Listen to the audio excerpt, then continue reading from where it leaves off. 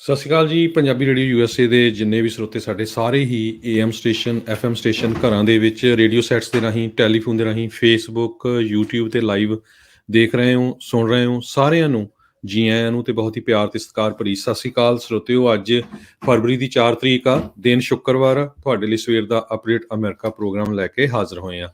ਸਾਡੇ ਅੱਜ ਦੇ ਅਪਡੇਟ ਅਮਰੀਕਾ ਪ੍ਰੋਗਰਾਮ ਦੇ ਸਪਾਂਸਰ ਹਨ ਖਾਲਸਾ ਇੰਸ਼ੋਰੈਂਸ ਏਜੰਸੀ ਸੈਨ ਹੋਜ਼ੇ ਕੈਲੀਫੋਰਨੀਆ ਤੋਂ ਮਨਜੀਤ ਸਿੰਘ, ਨਰਿੰਦਰ ਕੌਰ ਕੁਲਾਰ, ਅਵਤਾਰ ਸਿੰਘ ਮੰਜਲ, ਅਮਰਜੀਤ ਸਿੰਘ, ਨਛੱਤਰ ਸਿੰਘ ਸੰਘਾ, ਅਮਰਜੀਤ ਸਿੰਘ ਸਤਨਾਮ ਸਿੰਘ, ਅਮਰਜੀਤ ਸਿੰਘ ਦੁਸਾਂਝ ਤੇ ਸਨੀ ਪੁਰੇਵਾਲ, ਪਰਮਜੀਤ ਸਿੰਘ ਦਿਓਲ, ਲਖਵੀਰ ਸਿੰਘ ਸਮਰਾ, ਕਮਲਜੀਤ ਸਿੰਘ, ਮੱਖਣ ਸਿੰਘ ਦੌਲਤਪੁਰੀਆ, ਮੇਜਰ ਸਿੰਘ ਸਿੱਧੂ, ਬਿੰਦਰ ਸਿੰਘ ਢਾਲੀਵਾਲ, ਹਰਦਿਆਲ ਸਿੰਘ, ਇੰਦਰਜੀਤ ਕੌਰ ਢਾਲੀਵਾਲ, ਜੱਸੀ ਗਿੱਲ, ਗੁਰਨਾਮ ਸਿੰਘ, ਦਰਸ਼ਨ ਸਿੰਘ, ਚਰਨਜੀਤ ਸਿੰਘ, ਹਰਜੀਤ ਸਿੰਘ, ਕਰਨੈਲ ਸਿੰਘ ਰੰਧਾਵਾ, ਟਿਰਕੀਆਣਾ ਇਮੀਗ੍ਰੇਸ਼ਨ ਲਾ ਫਰਮ ਦੇ ਜੇ ਟਿਰਕੀਆਣਾ, JD ਟਰੱਕ ਸਟਾਪ ਜਿਹੜਾ ਕਿ US 31 ਨਾਰਥ ਆਫ I-80 ਤੇ ਸਾਊਥ ਆਫ I-94 ਤੇ ਆ, antelope truck stop, Satpal Singh, Bikramjit Singh Khalsa trans, ਉਹਨਾਂ ਨੂੰ ਸੋਲੋ ਡਰਾਈਵਰ ਚਾਹੀਦੇ ਆ ਵਾਸ਼ਿੰਗਟਨ ਦੇ, 65 ਸੈਂਟ ਪਰ ਮੀਲ ਦੇ ਹਿਸਾਬ ਨਾਲ ਉਹ ਪੈਸੇ ਦਿੰਦੇ ਹੈਗੇ ਆ।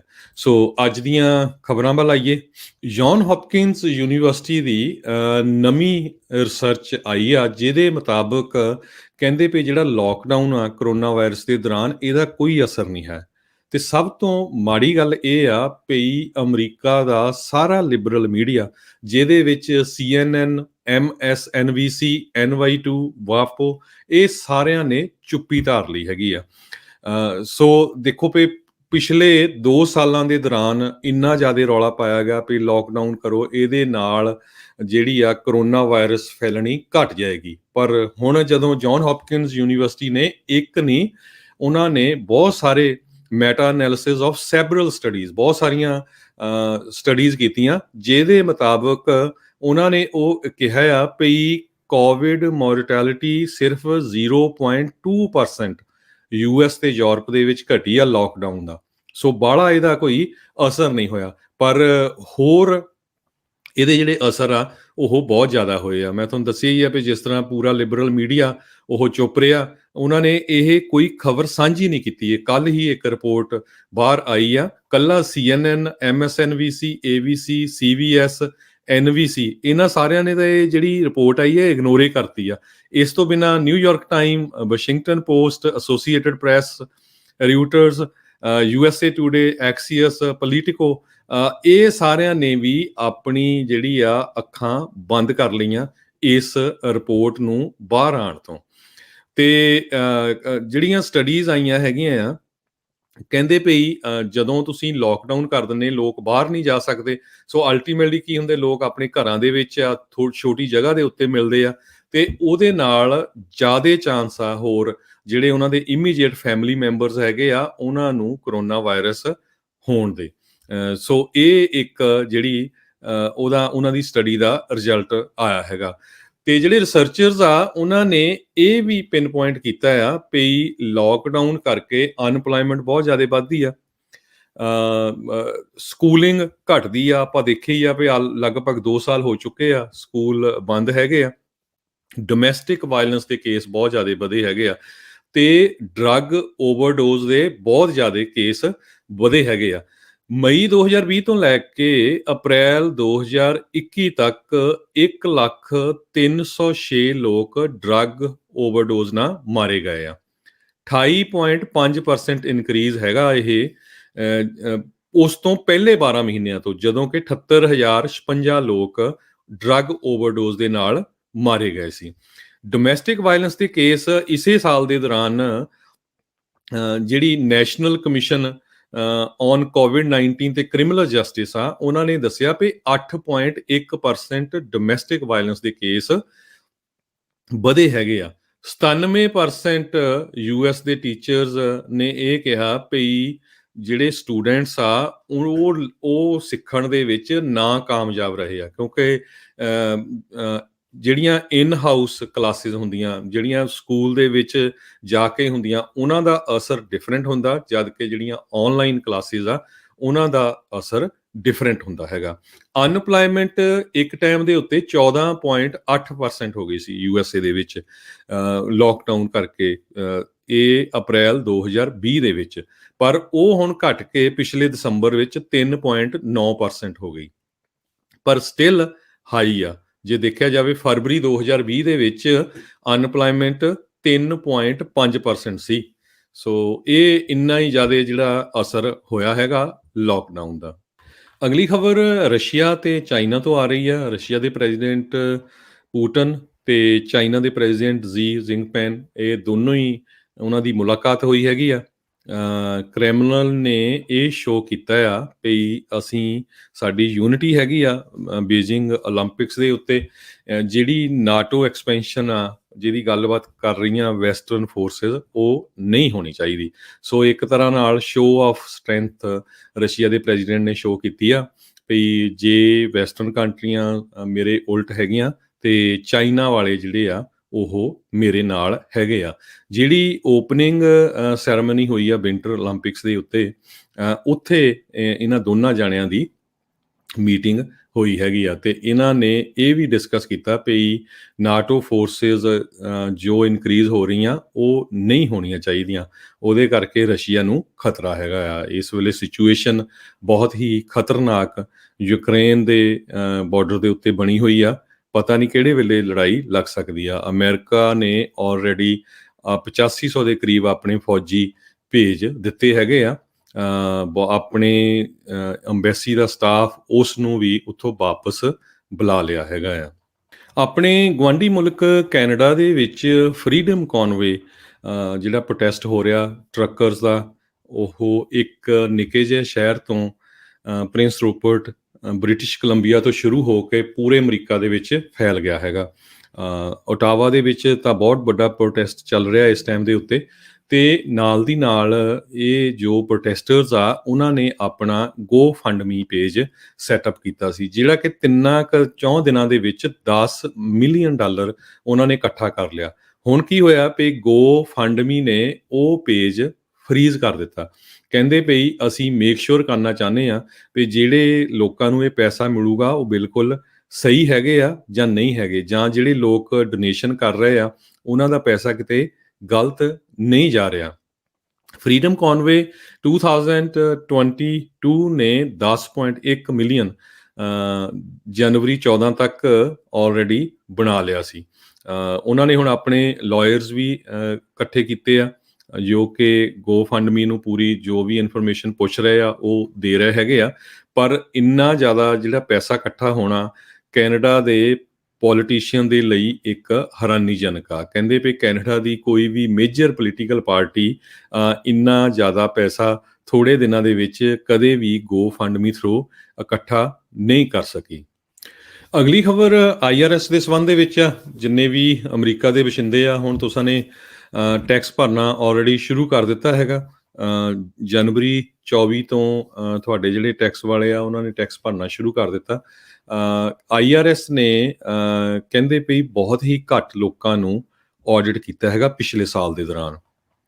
ਇਸ ਸਾਲ ਵੀ ਕਿਉਂਕਿ ਉਹਨਾਂ ਦੀ ਮੈਨ ਪਾਵਰ ਬੜੀ ਘੱਟ ਹੈਗੀ ਆ, ਸੋ ਆਡਿਟ ਹੋਣ ਦੇ ਬਹੁਤ ਘੱਟ ਚਾਂਸ ਹੈਗੇ ਆ। ਪਰ ਸਟਿਲ ਕਈ ਚੀਜ਼ਾਂ ਇਹੋ ਜਿਹੀਆਂ ਆ ਜਿਹੜੀਆਂ ਫਲੈਗ ਹੋ ਸਕਦੀਆਂ ਆ ਜਿਨ੍ਹਾਂ ਕਰਕੇ ਤੁਸੀਂ ਆਡਿਟ ਹੋ ਸਕਦੇ ਹੋ। ਕਹਿੰਦੇ ਚਾਂਸਸ ਤਾਂ ਭਾਵੇਂ ਘੱਟ ਹੈਗੇ ਆ, ਪਰ ਕੁਛ ਚੀਜ਼ਾਂ ਆ ਜਿਹੜੀਆਂ ਕਿ ਰੈੱਡ ਫਲੈਗ ਕਰ ਦਊਗੀਆਂ, ਜਿਹਦੇ ਨਾਲ IRS ਤੁਹਾਡੇ ਟੈਕਸ ਰਿਟਰਨ ਨੂੰ ਆਡਿਟ ਕਰ ਸਕਦੇ ਹੈਗੇ ਆ। ਕਹਿੰਦੇ ਵੀ ਸਾਰੀਆਂ ਹੀ ਆਪਣੀਆਂ ਰਸੀਦਾਂ ਤੁਸੀਂ ਕੋਲ ਰੱਖੋ। ਜੇ ਕਿਸੇ ਦਾ ਬਿਜ਼ਨਸ ਆ, ਤੁਸੀਂ ਡੋਨੇਸ਼ਨ ਦਿੱਤੀ ਆ ਜਾਂ ਹੋਰ, ਉਹ ਤੁਹਾਡੇ ਕੋਲ ਪੇਪਰ ਵਰਕ ਹੋਣਾ ਚਾਹੀਦਾ। ਇਹ CPA ਇੱਕ Parker at PKFO corner Davis LLP ਉਹਨਾਂ ਨੇ ਦੱਸਿਆ ਹੈਗਾ। ਟੈਕਸ ਸੀਜ਼ਨ ਈਵਨ ਦੋ ਕਿਕ ਆਫ ਹੋ ਗਿਆ ਆ, ਪਰ ਜੇ ਤੁਹਾਡੇ ਟੈਕਸ ਫਾਰਮ ਦੇ ਵਿੱਚ ਕਿਸੇ ਤਰ੍ਹਾਂ ਦੀ ਗਲਤੀ ਆ, ਉਹ ਤੁਹਾਡਾ ਜਿਹੜਾ ਡਿਲੇ ਹੋ ਸਕਦਾ ਹੈਗਾ ਜੇ ਤੁਹਾਨੂੰ ਪੈਸੇ ਵਾਪਸ ਆਉਣਾ ਹੈਗਾ। ਕਹਿੰਦੇ ਵੀ ਇਲੈਕਟ੍ਰੋਨਿਕ ਫਾਈਲਿੰਗ ਸਭ ਤੋਂ ਬੈਸਟ ਹੈਗੀ ਆ। ਉਹਦੇ ਨਾਲ ਕੀ ਆ ਵੀ ਤੁਹਾਨੂੰ ਜਲਦੀ ਤੋਂ ਜਲਦੀ ਜਿਹੜੇ ਪੈਸੇ ਆ ਉਹ ਰਿਫੰਡ ਹੋ ਸਕਦੇ ਹੈਗੇ ਆ। ਤੇ IRS ਨੇ ਪਿਛਲੇ ਸਾਲ 2020 ਦੇ ਵਿੱਚ 4,52,515 ਇੰਡੀਵਿਜੂਅਲ ਆਡਿਟ ਕੀਤੇ ਹੈਗੇ ਆ, ਜੋ ਕਿ 0.29% ਬਣਦਾ ਆ। 157 million individual income tax return file ਹੋਏ ਆ ਪਿਛਲੇ ਸਾਲ। ਤੇ ਅੱਗੇ ਜਾ ਕੇ ਜਿਹੜੇ ਅਕਾਊਂਟੈਂਟਸ ਆ, ਉਹ ਇਹ ਕਹਿ ਰਹੇ ਆ ਵੀ ਮੇਕ ਸ਼ੋਰ ਕਰੋ ਜੇ ਤੁਹਾਡੀਆਂ ਜਿਹੜੇ ਐਕਸਪੈਂਸਿਸ ਸ਼ੋ ਕਰ ਰਹੇ ਆ, ਤੁਸੀਂ ਡੋਨੇਸ਼ਨ ਸ਼ੋ ਕਰ ਰਹੇ ਹੈਗੇ ਆ, ਉਹ ਤੁਹਾਡੀ ਇਨਕਮ ਦੇ ਪ੍ਰਪੋਰਸ਼ਨ ਹੋਣ। ਇੱਕ ਉਦਾਹਰਨ ਇਹ ਆ ਵੀ ਜੇ ਤੁਸੀਂ $90,000 ਤੁਹਾਡੀ ਇਨਕਮ ਆਈ ਆ ਤੇ $60,000 ਤੁਸੀਂ ਚੈਰੀਟੇਬਲ ਡੋਨੇਸ਼ਨ ਦੇਤੀਆਂ, ਤੇ ਇਹ 100% ਸ਼ੋਰ ਆ ਵੀ ਤੁਸੀਂ ਆਡਿਟ ਹੋ ਸਕਦੇ ਹੈਗੇ ਆ। ਇਹ ਆਡਿਟ ਹੋਣ ਦੇ ਬਹੁਤ ਚਾਂਸ ਹੈਗੇ ਆ। ਬਾਕੀ ਇਹ ਮੇਕ ਸ਼ੋਰ ਕਰੋ ਵੀ ਬਹੁਤ ਵਾਰ ਲੋਕ ਇੱਕ ਤੋਂ ਵੱਧ ਕੰਪਨੀਆਂ 'ਚ ਕੰਮ ਕਰਦੇ ਆ, ਜਾਂ ਸੈਲਫ ਇੰਪਲਾਇਡ ਹੈਗੇ ਆ ਆਪਣੀ ਇੰਡਸਟਰੀ ਦੇ ਵਿੱਚ, ਟਰੱਕਿੰਗ ਦੇ ਵਿੱਚ ਬਹੁਤ ਆਪਣੇ ਭੈਣ ਭਰਾ ਆ। ਸੋ 1099 ਤੁਹਾਨੂੰ ਕਈ ਕੰਪਨੀਆਂ ਦੇ ਹੋ ਸਕਦੇ ਆ। ਮੇਕ ਸ਼ੋਰ ਕਰੋ ਵੀ ਤੁਹਾਡਾ ਕੋਈ ਉਹ ਮਿਸ ਨਾ ਹੋ ਜਾਏ, ਵੀ ਜਮ੍ਹਾਂ ਕਰਨ ਦੇ ਵਿੱਚ ਜੇ ਉਹ ਮੈਚ ਨਾ ਕੀਤੇ, ਕਿਉਂਕਿ ਜਦੋਂ ਤੁਹਾਨੂੰ 1099 ਮਿਲਦਾ ਆ ਤੇ ਉਹ ਕੰਪਨੀ ਇੱਕ ਡਾਇਰੈਕਟਲੀ IRS ਨੂੰ ਭੇਜਦੀ ਆ ਤੇ ਇੱਕ ਤੁਹਾਨੂੰ ਭੇਜਦੀ ਆ, ਤੇ ਜੇ ਉਹ ਮੈਚ ਨਾ ਕੀਤਾ ਤੇ ਤੁਹਾਨੂੰ ਉਹ ਆਡਿਟ ਕਰ ਸਕਦੇ ਆ। ਬਰਡਨ ਆਫ ਪ੍ਰੂਫ ਉਹ ਤੁਹਾਡੇ ਤੇ ਹੀ ਹੁੰਦਾ ਹੈਗਾ। ਸੋ ਉਹਦਾ ਬੈਸਟ ਤਰੀਕਾ ਇੱਕੋ ਇੱਕ ਆ ਵੀ ਸਾਰੀਆਂ ਰਸੀਦਾਂ ਤੁਹਾਡੇ ਕੋਲ ਹੋਣੀਆਂ ਚਾਹੀਦੀਆਂ ਹੈਗੀਆਂ, ਤੇ ਜੇ ਤੁਹਾਨੂੰ IRS ਦੀ ਆਡਿਟ ਹੋਣ ਦੀ ਚਿੱਠੀ ਆਉਂਦੀ ਹੈਗੀ ਆ। ਸੋ ਇੱਕ ਵਾਰੀ ਫੇਰ ਦੱਸਦੇ ਜਾਈਏ ਵੀ ਤੁਸੀਂ IRS ਦੇ ਆਡਿਟ ਤੋਂ ਬਚਣਾ ਆ, ਰੈੱਡ ਫਲੈਗ ਹੋਣ ਤੋਂ ਬਚਣਾ ਆ। ਈਵਨ ਦੋ ਸਿਰਫ 1% ਲੋਕ ਕਹਿੰਦੇ ਆਡਿਟਡ ਹੁੰਦੇ, ਪਰ ਪਿਛਲੇ ਸਾਲ ਤਾਂ ਜਿਸ ਤਰ੍ਹਾਂ ਮੈਂ ਤੁਹਾਨੂੰ ਦੱਸ ਚੁੱਕਿਆ ਵੀ 0.29% ਇਹ ਹੋਏ ਆ। ਕੁਛ ਕੁ ਗੱਲਾਂ ਦਾ ਜ਼ਰੂਰ ਧਿਆਨ ਰੱਖੋ। ਕਹਿੰਦੇ ਪਈ ਤੁਹਾਡਾ ਮਿਸਿੰਗ ਤੇ ਮਿਸਮੈਚ ਪੇਪਰ ਵਰਕ ਨਹੀਂ ਹੋਣਾ ਚਾਹੀਦਾ। ਸੋ ਮੈਥ ਤੇ ਡਾਟਾ ਐਂਟਰੀ ਦੇ ਵਿੱਚ ਕੋਈ ਗਲਤੀ ਨਹੀਂ ਹੋਣੀ ਚਾਹੀਦੀ ਜੇ ਤੁਸੀਂ ਆਪ ਟੈਕਸ ਭਰ ਰਹੇ ਆ। W2 1099 ਉਹ ਮੇਕ ਸ਼ੋਰ ਕਰੋ ਸਾਰੇ ਹੀ ਤੁਸੀਂ ਐਡ ਕੀਤੇ ਹੈਗੇ ਆ। ਜੇ ਤੁਸੀਂ ਸੈਲਫ ਇੰਪਲਾਇਡ ਹੈਗੇ ਆ, ਜ਼ਿਆਦਾ ਚਾਂਸ ਆ ਤੁਹਾਡੇ ਆਡਿਟ ਹੋਣ ਦੇ, ਕਿਉਂਕਿ ਡਿਡਕਸ਼ਨਸ ਜੇ ਤੁਸੀਂ ਬਹੁਤ ਜ਼ਿਆਦਾ ਕੀਤੀਆਂ ਤੇ ਇਹ ਰੈੱਡ ਫਲੈਗ ਹੈਗਾ।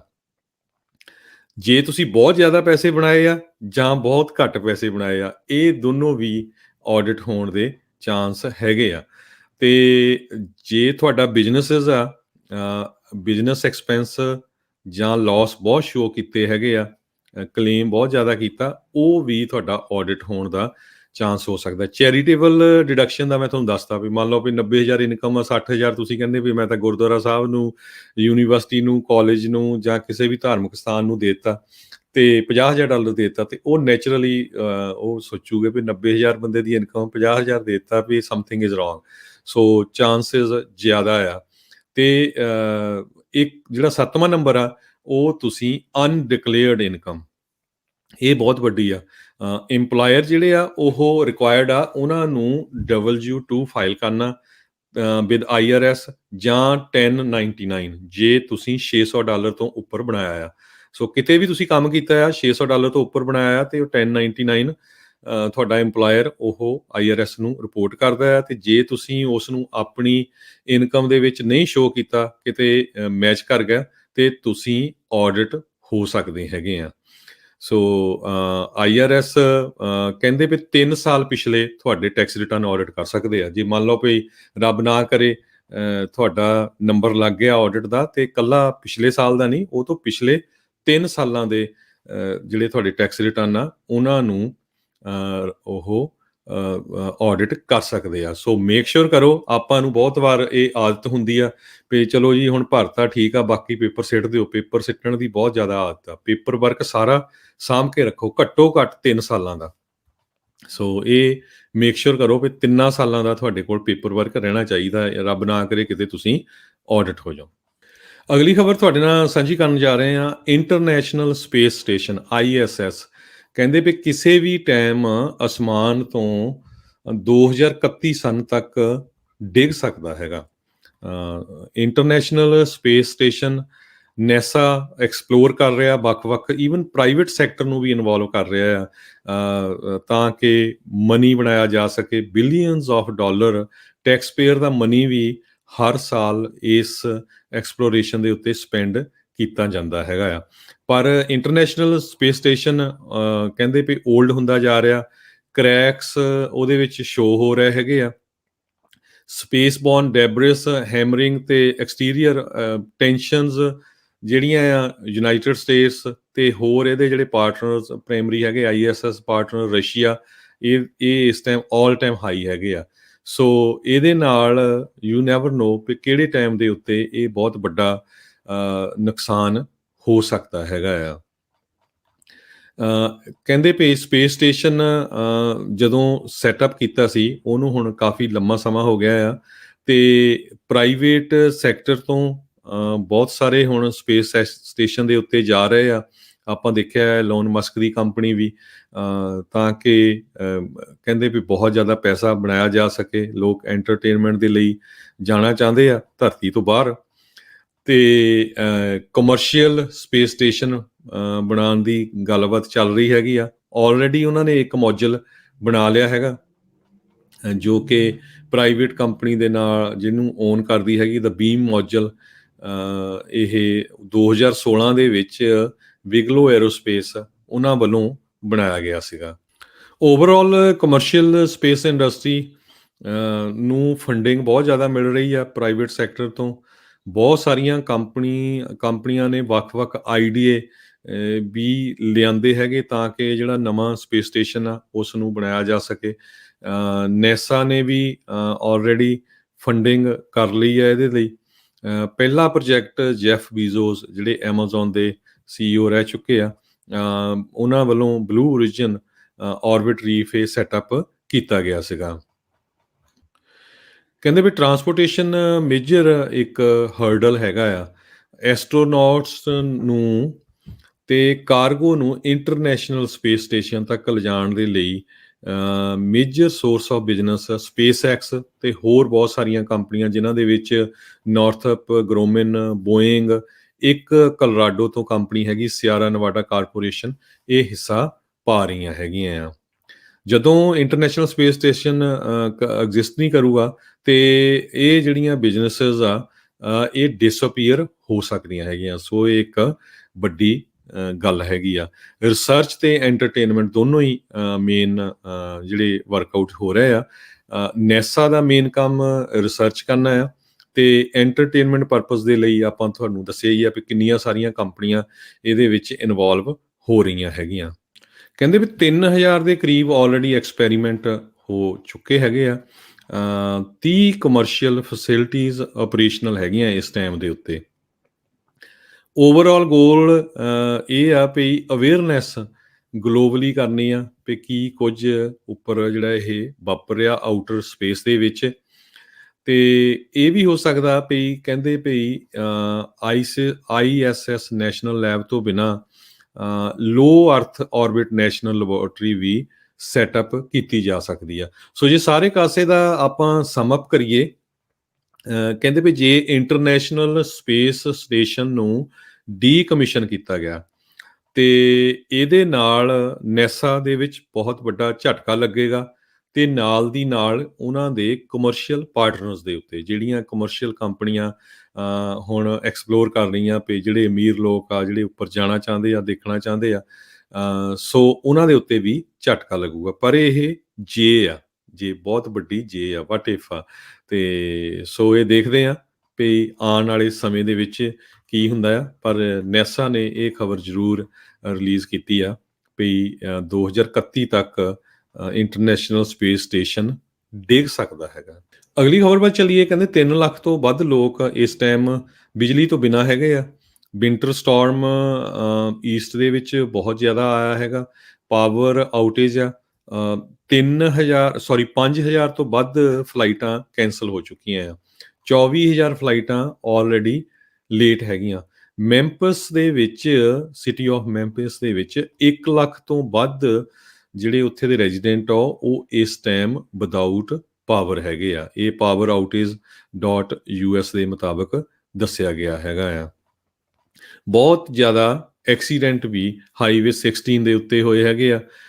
6 ਲੋਕਾਂ ਨੂੰ ਟਰਾਂਸਪੋਰਟ ਕੀਤਾ ਗਿਆ ਐਮਰਜੈਂਸੀ ਰੂਮ ਦੇ ਵਿੱਚ ਕ੍ਰਿਟੀਕਲ ਤੇ 4 ਨੋਨ ਕ੍ਰਿਟੀਕਲ ਦੇ ਵਿੱਚ। ਸੋ ਜਿੰਨੇ ਵੀ ਸਾਡੇ ਸਰੋਤੇ ਸੁਣਦੇ ਆ, ਮੇਕ ਸ਼ੋਰ ਕਰੋ ਜੇ ਤੁਸੀਂ ਉਸ ਏਰੀਏ ਨੂੰ ਜਾ ਰਹੇ ਆ ਤੇ ਵੈਦਰ ਬਹੁਤ ਜ਼ਿਆਦਾ ਖਰਾਬ ਹੈਗਾ ਆ।